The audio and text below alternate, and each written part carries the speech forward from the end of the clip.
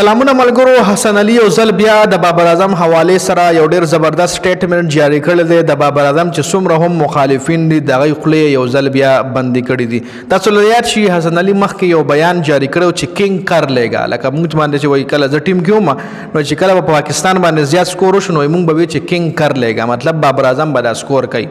نو هغې نه پس حسن علي په دې خبره باندې ډېر زیات د خلکو تنقید ښکار هم جوړ شو.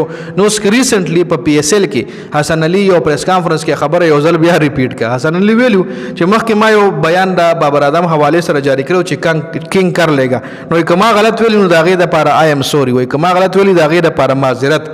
وایي زه اوس هم په خپل سټیټمنټ باندې کلک ولاړ یم، زه اوس هم ویم چې کینګ کر لېګا.